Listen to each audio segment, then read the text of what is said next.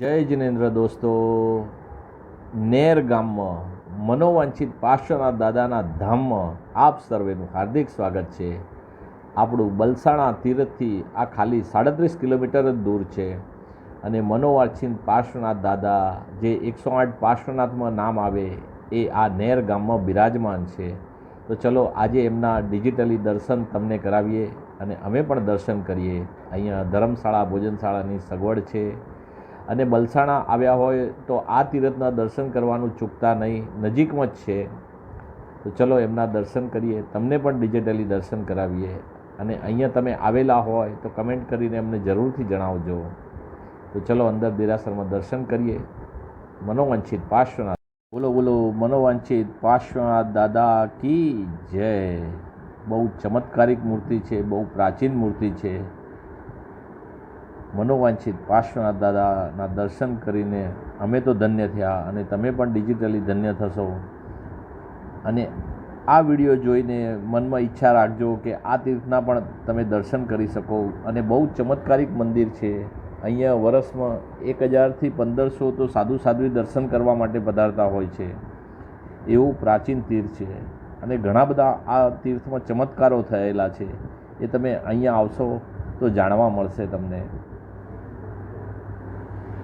અને અહીંયા રાતે એમ કહેવાય છે કે દેવદેવીઓ આવીને ઢોલ નગારાથી ભક્તિ કરતા હોય છે, એવું અહીંના લોકોનું કહેવું છે. તો આ તીર્થમાં જરૂર આવવાનું રાખજો. અને ઉપર પણ એક જિનાલય છે, ત્યાં શાંતિનાથ દાદા બિરાજમાન છે. આ રહ્યું શાંતિનાથ દાદાનું દેરાસર અને આ આખું નેર ગામ દેખાય. નાનકડું જ ગામ છે અને બલસાણાથી 37 કિલોમીટરના અંતરે જ છે, એટલે નજીકમાં જ છે. તો તમે આવી શકો છો અહીંયા.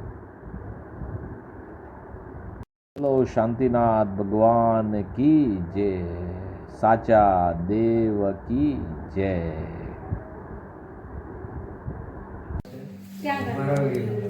તમારો નહીં લે, ખાલી ભગવાન તમે બોલો ખાલી.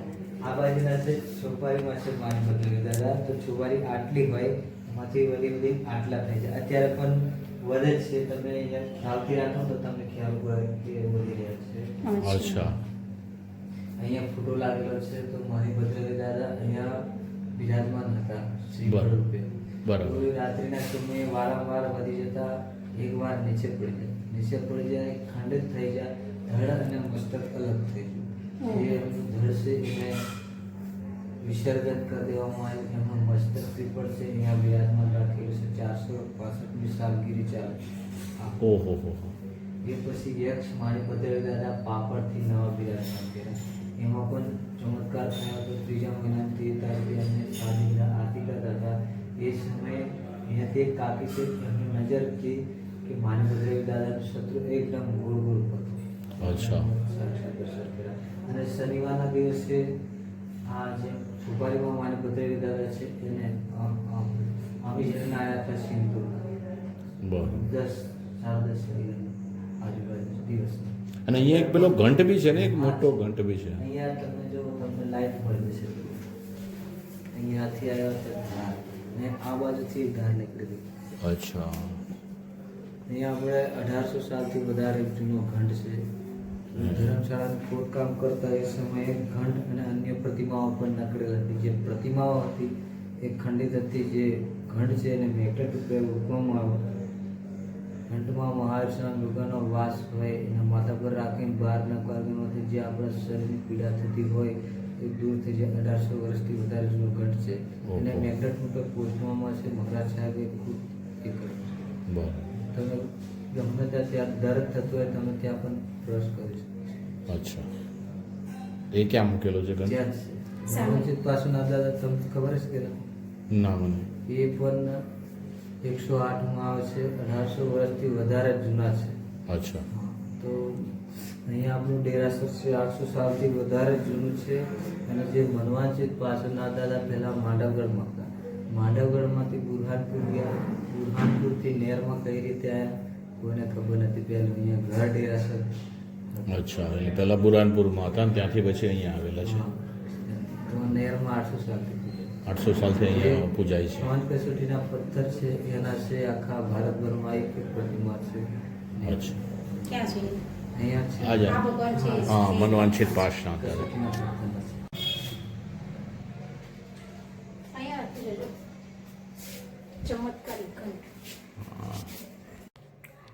આ ઘંટ 1800 વર્ષ જૂનું છે. એની અંદર કુદરતી મેગ્નેટ છે. શરીરના અંદર કોઈ બીમારી હોય યા કોઈ દર્દ હોય એ જગ્યા રાખીને 12 નવકાર ગણવાથી બીમારીને દર્દ મટી જાય છે.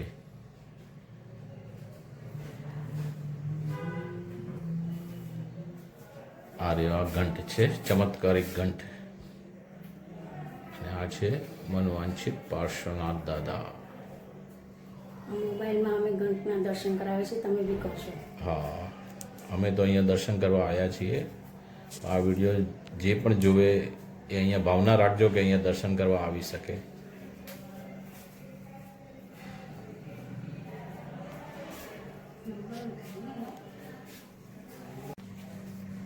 આ નેર તીર્થની વિશેષતાઓને એનો આખો ઇતિહાસ લખેલો છે.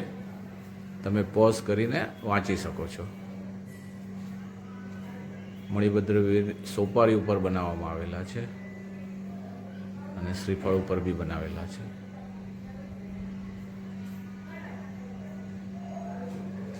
કેટલા બધા આચાર્ય ભગવંતોના તો અહીંયા ચાતુર્માસ થયેલા છે.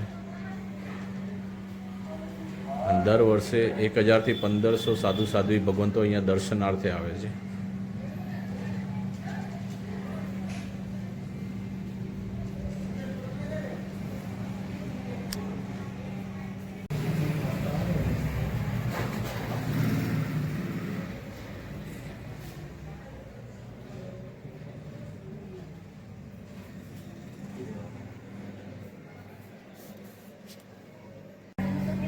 અહીંયા ભોજનશાળા ધર્મશાળાની પણ સગવડ છે.